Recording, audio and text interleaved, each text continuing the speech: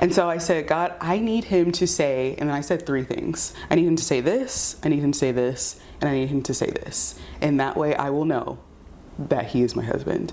And we sat down, and within the first 5 minutes, Mark said the first thing that I told God 3 years prior. Welcome to Biggest Best Life, the podcast that dares you to dream big, live louder, and step fully into the rock star life you are made for. You're not too late, you're right on time, and we're just getting started. Here's your host, Lauren Chapnick.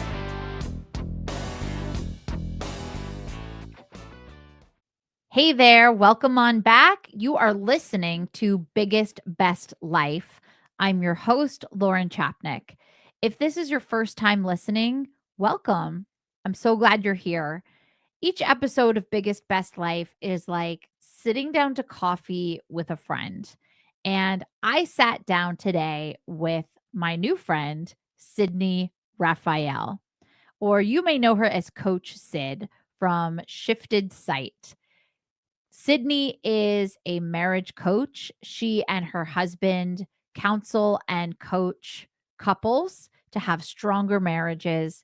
And they know because they themselves have been through it. And Sid shares her story today. And she also gives us amazing insight and tips and advice on how to nurture our own marriages. You don't have to be struggling to work on your marriage. It can always be stronger, right? Nobody has a perfect marriage. And Coach Sid is here today to help all of us live that biggest, best life in our relationship.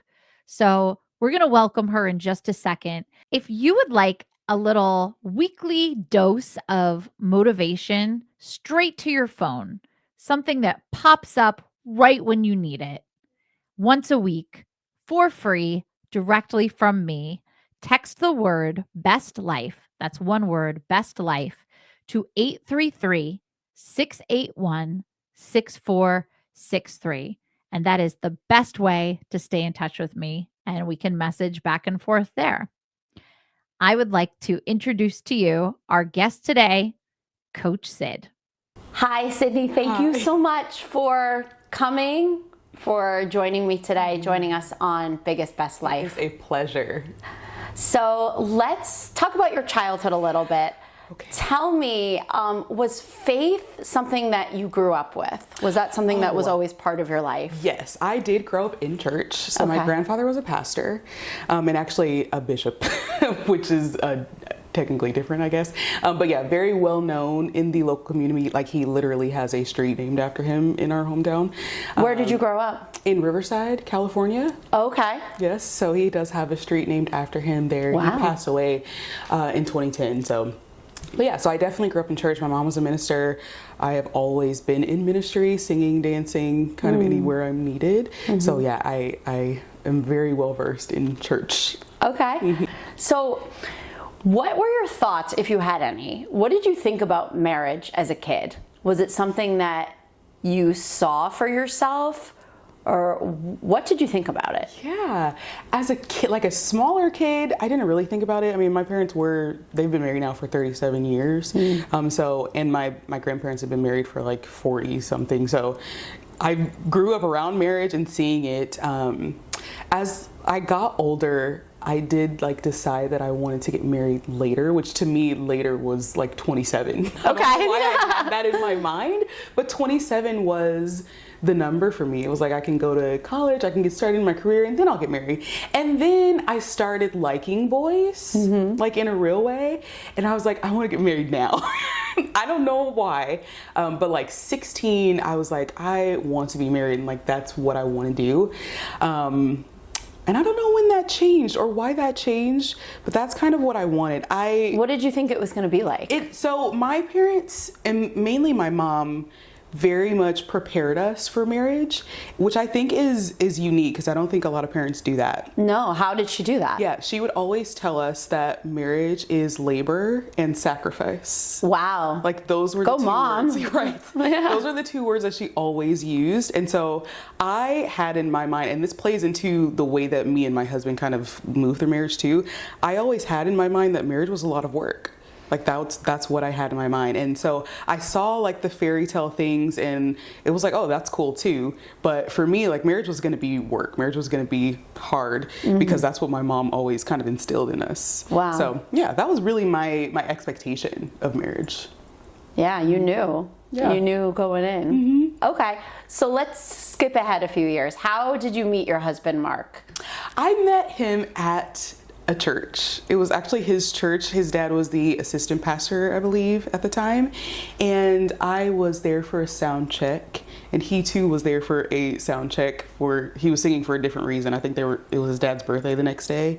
And so they were singing for him. And I was singing with my group at the time. And he actually was done with his sound check. Like he wasn't supposed to be there anymore. And then we went on the stage, and I guess he came out because he saw me. Aww. He came out and sat on the stage, and the leader of our group kind of just like, he told us his name, but it was very much in passing. So he wasn't really on my radar at all. I didn't even remember him when he reached out to me. But that's the very first time that we met, and then he reached out to me, I want to say the next day, on Facebook. Okay. And it was like, hey, this is Mark. We met. And I had to reach out to the leader of the group and like, I was like, who is Mark? Who's Mark? Which one was that? Because we got introduced to so many people that night. And so I was like, which one was that? And he told me and I was like, oh, okay. And I still didn't remember him. Okay. But I messaged him back. And so we kind of started our friendship that way. So. Okay. And what was your first date? So I didn't believe in dating. I still don't, actually. The idea of, okay, so I am the kind of person who likes to get to know someone organically. Like we are kind of just living life together in some sort of way. We get the chance to experience one another doing other things. And then we can entertain, like, do we like each other? And I feel like dating is reverse.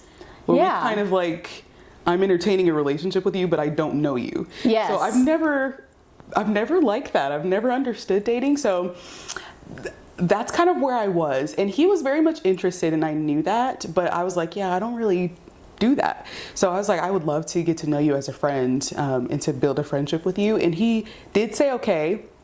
And we kind of moved on that way. But then one night I had plans that got canceled and I was like, I really don't want to be in the house. I don't want to be here. So I reached out to Mark. I was like, let me see if he's free and maybe he wants to go grab a drink or something. Yeah. And so I did. And of course he was.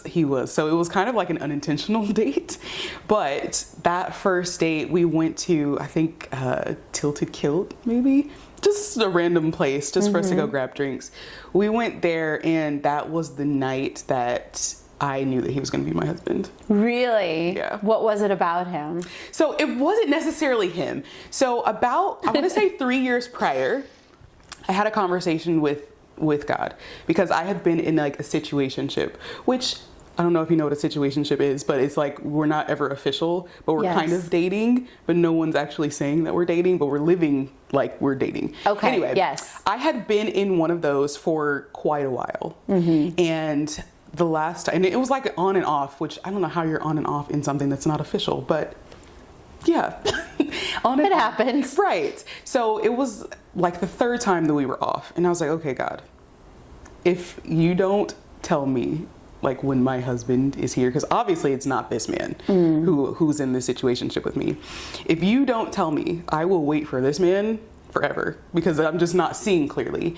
And so I said, God, I need him to say, and I said 3 things. I need him to say this, I need him to say this, and I need him to say this. And that way I will know that he is my husband. And we sat down and within the first 5 minutes, Mark said the first thing that I told God 3 years prior.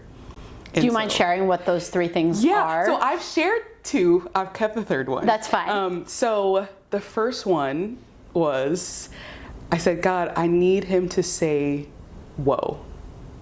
And so we sat down, which no one had ever said to me before. We sat down, and within the first 5 minutes, Mark says, when I first saw you, I said, whoa. And I was like, okay.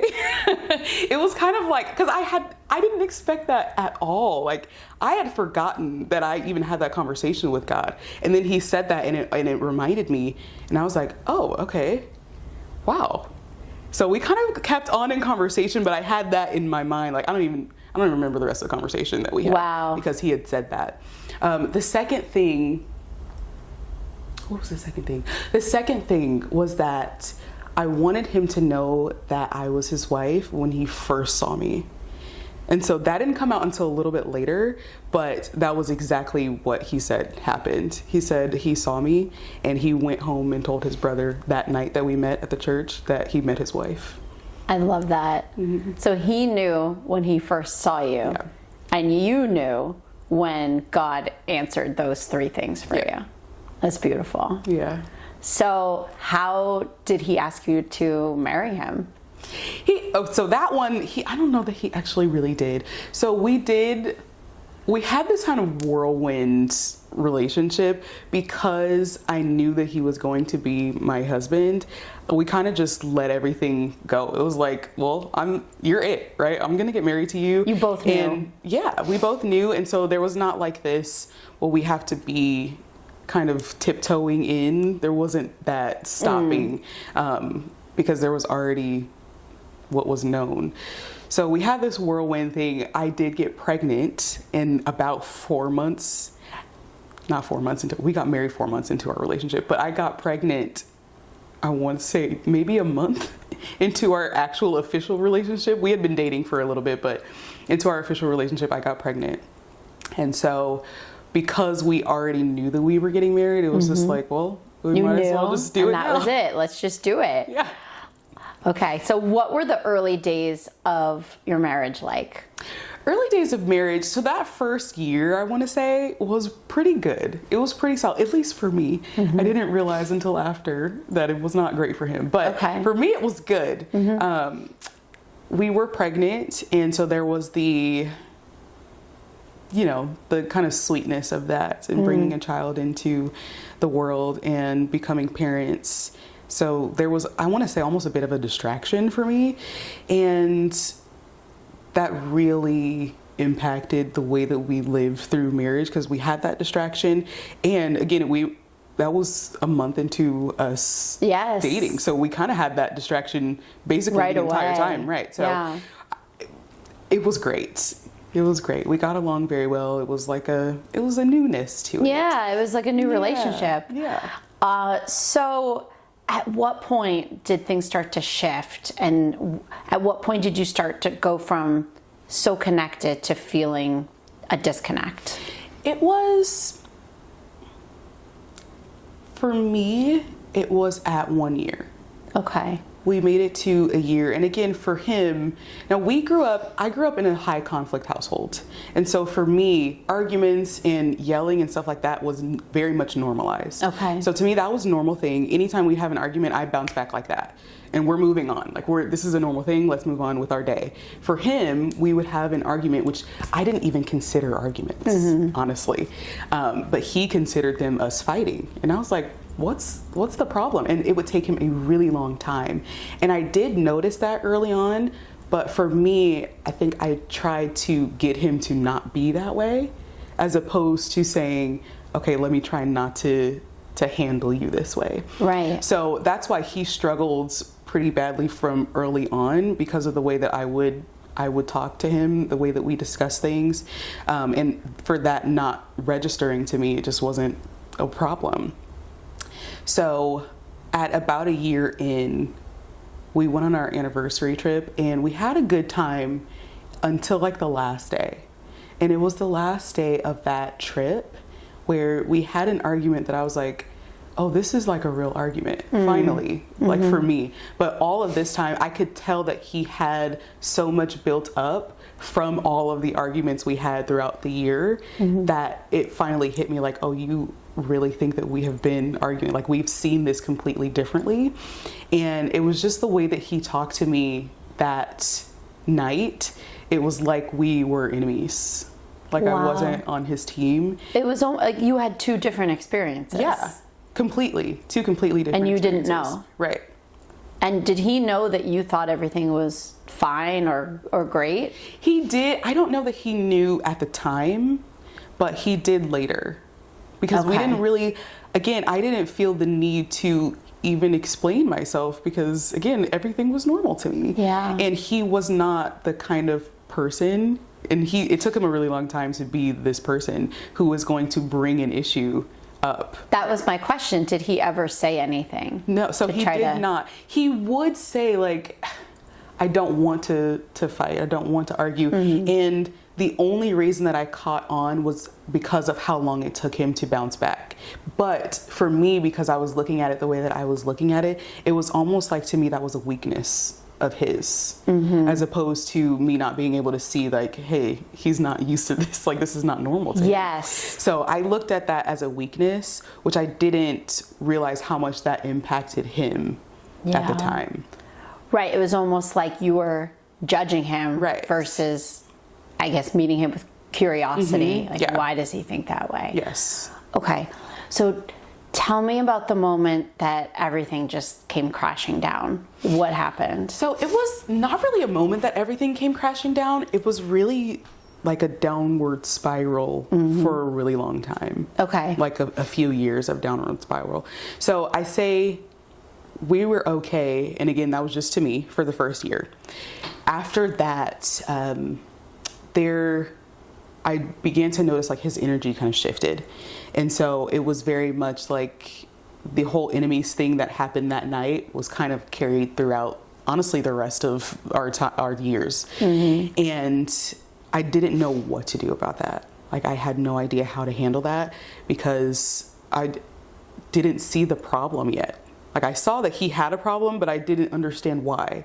So for me, it was just like, I feel like you're choosing to be against me, and I don't know why. I don't understand what's going on. So things had happened, and then we had already had our son, and I was dealing with postpartum PTSD, and then even into that, I had just started therapy for that and figured out that I was pregnant again.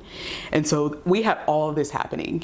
So that was kind of like the really big start of the downward spiral. Okay. And it just continued to go down further and further and further. I think about 2 years in is when I feel like I finally came to. I had been so focused now because I knew he was struggling in marriage. I had been so focused on just trying to help him not be miserable that I didn't realize that I too was miserable. Yes. So my focus shifted to that, and I was like, what am I gonna do? Because I was thinking about forever, and I was thinking like, I can't stay in this like this forever. So what do I do? And I had no idea what to do. And so we went through a lot.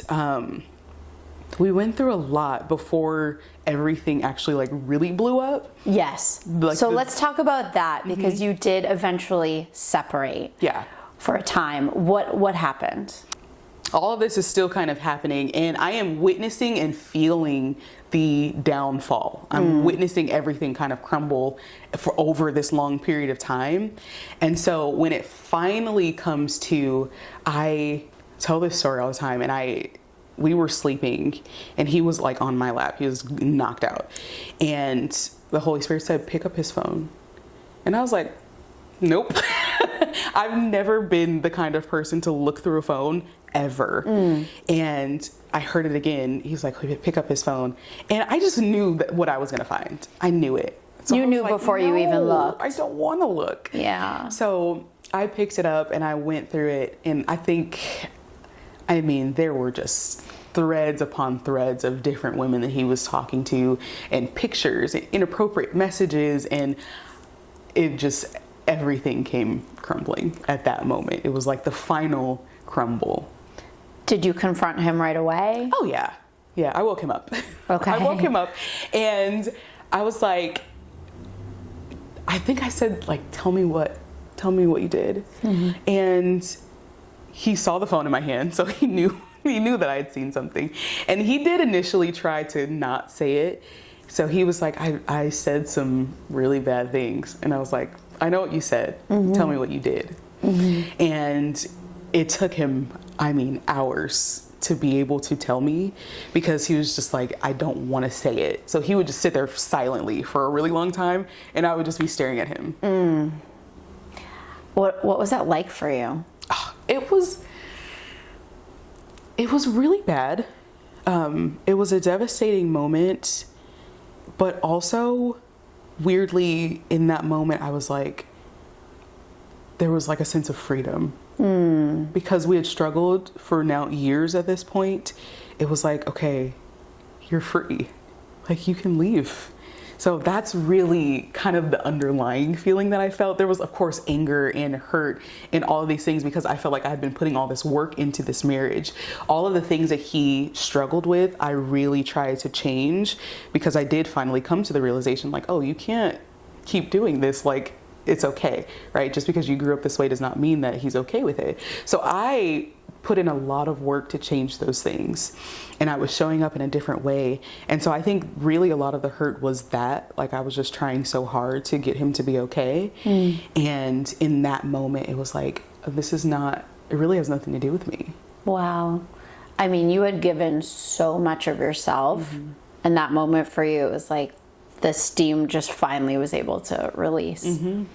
So it was your decision, clearly, to separate, to leave. Yeah. Tell me about the time of separation. It was very, very difficult. There were so many feelings, but that was the moment that we were able to actually talk. It was like all of our ammo was gone almost, in a way. And we were able to really there were no talk. secrets anymore. There were no secrets, and we were able to be more vulnerable, and he was able to talk to me about like what he had been feeling all of these years, and I was able to see like, oh yeah, I was really mean. Like, even at this point, I had not seen that anything was wrong. For me, it was just like, well, we had differences, and I wanted to address those differences. But then I looked back and I was like, I was not treating you very well at all that first year. So I was able to acknowledge that and take some accountability. And so we had some really good moments of communication and vulnerability with one another. But it was still, of course, like, this thing has happened. So yeah. So when you left, in your mind, were you heading towards divorce? Was it over in your mind? Yeah, initially I really tried not to make any decisions, because I just wanted to give room for processing, and because I knew how tough it was for us. It was like, okay, maybe we could give it a chance now. Like, maybe it would have a real chance, because it feels like it never really had a chance. I don't know still to this day what happened to make us okay with being back together. And that's why we say, like, this was very much a God thing, in that we didn't have a conversation about coming back together. We just had a conversation about how it was going to go when we came back together. It was just like, God was like, hey, it's time. Wow. I mean, you said, I've read that you said that God spoke to you and told you to pray for him. Oh yeah. And that was throughout the whole separation, which was really annoying. I don't want to pray for him, but that was throughout the whole separation, and I could see that guilt and shame were really like eating him up. And so that's what I saw, and I didn't want that. And anybody who is married, who has become one with person, would not want that, right? There is still love there. That does not go away because they've done something wrong. They've done something to hurt you. It doesn't just go away. So I didn't want that for him, because I knew if he allowed that, then he was going to go down a really dark path, which he did end up doing. But I was like, hey, you can come to church. You can still come to church. These people are safe.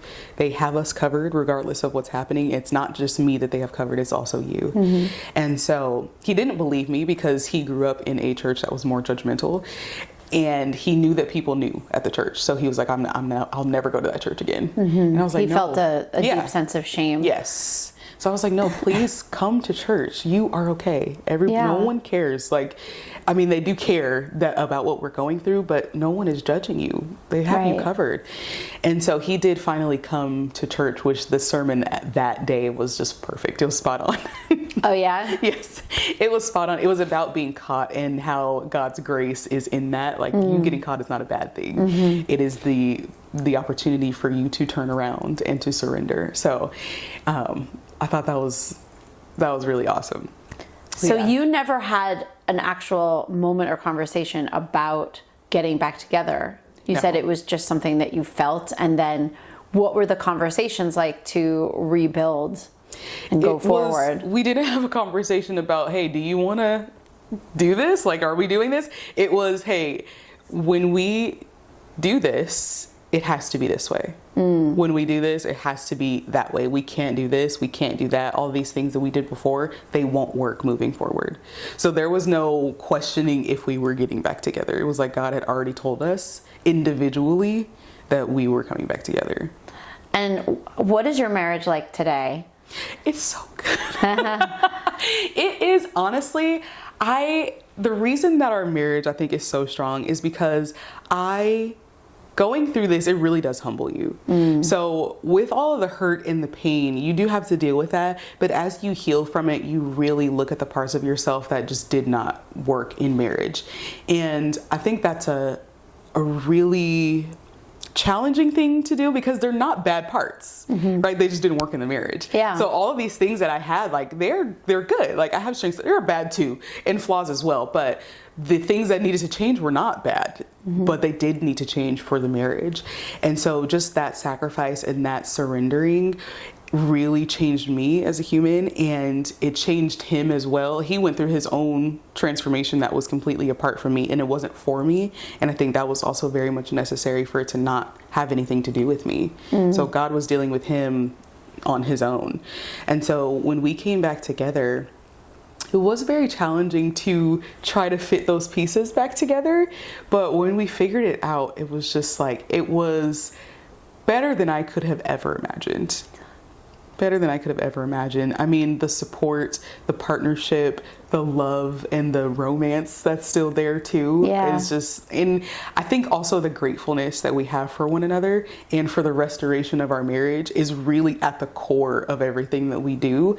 So we don't take advantage of this in any way. And I think because that is so forefront, that it really illuminates, like, it's through everything that we do. What are some practices that you do together to stay connected and to stay accountable? What are some things that you do that you didn't do before? Yeah, well, we didn't do anything. Or some habits that you do? We did nothing before. Nothing.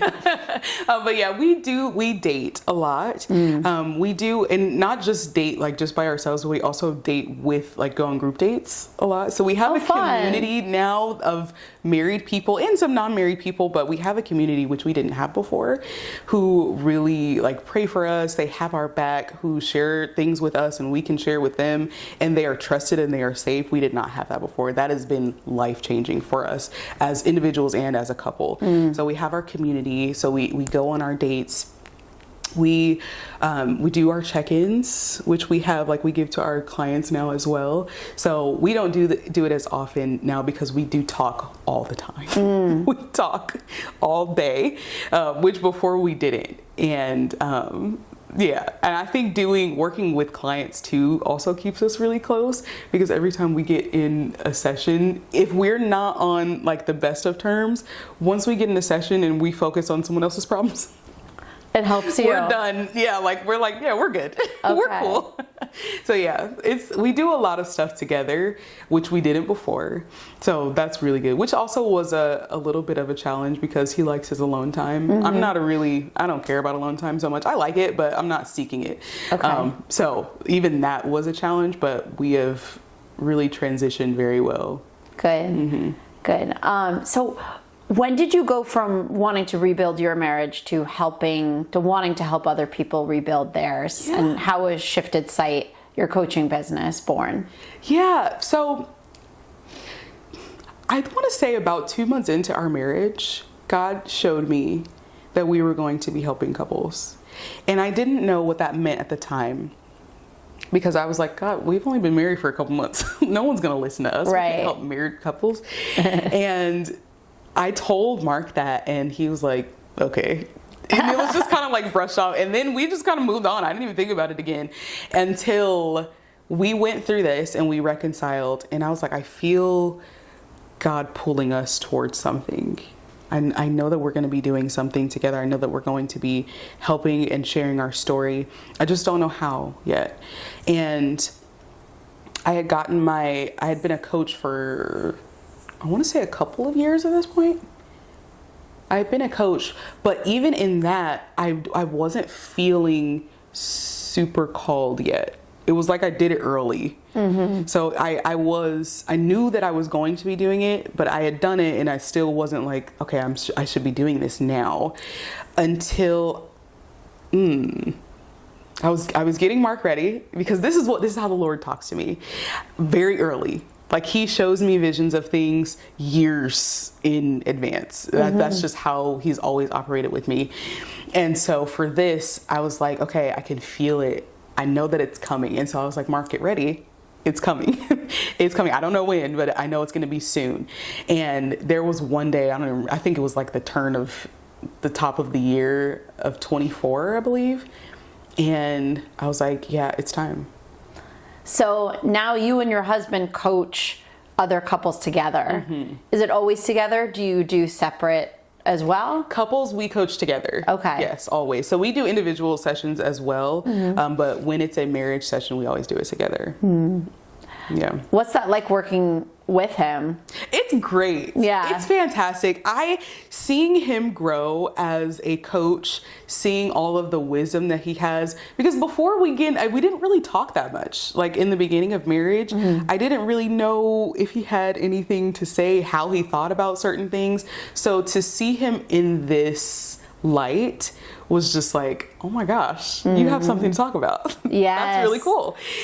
So seeing him get all of this wisdom and being able to articulate it in a way that is relatable and digestible to people it's been such a blessing to see him grow in this area. And us doing it together is just like, I want to give him room, because he has so much to say, right? He has so much wisdom now after being transformed in this way, and kind of taking this route, the route that he took, which he knows now, and he is very expressive about it being the wrong route. And he has just such a way with people and being able to communicate that and help them see that. So I want to give him the space, even though I feel like I was called to coaching even outside of this. I was like, this is kind of your space. Like, I love it. It's so great. That's amazing. Yeah. That's amazing. So what would you say to somebody who's listening who feels hopeless in their marriage? What would you encourage them to do as the first step for feeling hopeless for any reason? Yeah. That's a really tough feeling. I mean, again, feeling hopeless for any reason is really tough. It's a very challenging thing to get through. I think the first thing I would say to do is surrender. And it's surrendering, I think, what your initial version of marriage was in your head and in your heart. Because we all have something, some expectation, some vision of marriage that we want it to go like. And when it doesn't go that way, it's devastating. It's almost like a grieving that has to happen, because you really set this reality up, even though it's not yet your lived reality. And I think that you have to adapt to what is your lived reality. But in order to do that, you have to first surrender your version of marriage, your vision of marriage. I do believe that once restoration happens, you can kind of pick that back up. But initially, surrendering that and saying, okay, what is the reality? What part of this am I okay with and can I adapt to? And what part of this am I not okay with and I refuse to adapt to? So I think that's like the very first step, and not looking at forever, right? But just looking at, okay, how can I get through this season? How can I get through these next few months? That's really good advice. Yeah. What do you think is the biggest misconception that people have about restoring a marriage? Oh, there's so many. Yeah. Oh my gosh, being on social media, there's misconceptions everywhere. Yes. I think that the biggest misconception is that you will always think about it. It'll always be in the back of your mind. I would say that that's probably the most widely held one that I've seen. And it does seem to be like a quite a firm belief that people have, is that if you do stay, you're never going to be okay again. You're never going to be able to trust your partner, and that will always live in your mind. So yeah, I would say that that's the biggest misconception. Yeah. Okay. How do you know when it's time to fight for your relationship and when it's time to walk away? Oh, I love that question. A lot of it's decision. So it's hard to answer because we call like the standing for your marriage. That is when you are being shown that there's no healing happening. You're being shown that they're not ready to restore, but you're deciding to kind of wait. So there is that space that exists, and that's kind of like either one. If you want to fight and you're not willing to wait to see if they change, then the indicator that it's time to leave is that they are not willing to put forth any effort, right? Whatever you're saying or asking for, or they're not willing to take accountability for the things that they've done. They're not even seeing that there's a problem to address. That would be an indicator that it's probably time to walk away. If you're not willing to just kind of stay and wait for them and see if they're gonna change. Yeah. And I'd say an indicator to stay is, first of all, the desire, right? If you're wanting your family, and I know like kids play a really large part in that, and wanting the family to stay together. If that's your desire and you see that your spouse is putting forth some kind of effort, right? They're taking accountability. They are trying to do the things, even if they're not doing it perfectly or they don't know how to navigate it, that they are trying. And so that would be an indicator to me, I think, to keep going, keep fighting. Thank you. Coach Sid, where can people find you and how can people work with you? Ooh, Instagram at Shifted Sight. Okay. And shiftedsite.com. I have a website. Oh my Yes. gosh. I have a website. Hey, what do you know? Instagram, TikTok, Shifted Sight on both of those, and shiftedsite.com is where you can go and book a session. And we have packages, individual sessions. We have so many different services to offer. So there is something for everybody. That's great. And I will put all of that information in the description of the show so people can find you. Perfect. Before we close out with just fun questions, is there anything else that you wanted to share that we didn't cover today? Not necessarily. I will say the tip after surrendering, right? And I think the surrender is just kind of in everything. Like that is almost the name of the game, is surrender. Then releasing the things that you've been holding on really tightly to. That can be really hard for people.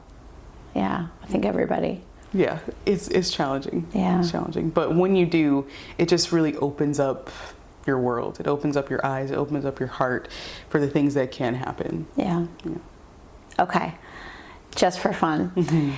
If you could go back in time and talk to newlywed Sidni and give her one piece of advice, Oh my God. what would it be? Newlywed Sidni, make room. Allow your husband to be in the marriage. That would be my piece of advice, because there was no room for that man. I knew exactly what this marriage was going to be, and whatever I thought it was going to be, that's what it was going to be. He didn't have any room, whatever. I don't even know what his vision, still to this day, I don't even know what he expected from marriage, because I was like, this is how it's supposed to be, and this is what we're going to do. So yeah, newlywed Sidni, please make room for your husband. Make room. Love it. 2 questions that I ask all my guests. Okay. Whatever comes out. Complete this sentence. Happiness is. Did you say, well, you said whatever comes out. I have so many thoughts.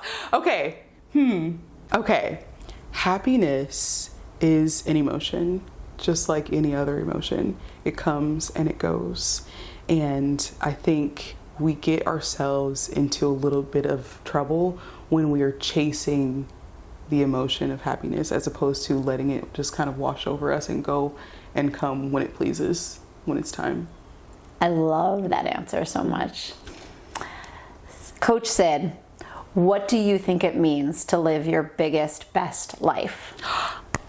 I think living your biggest, best life means living in your purpose.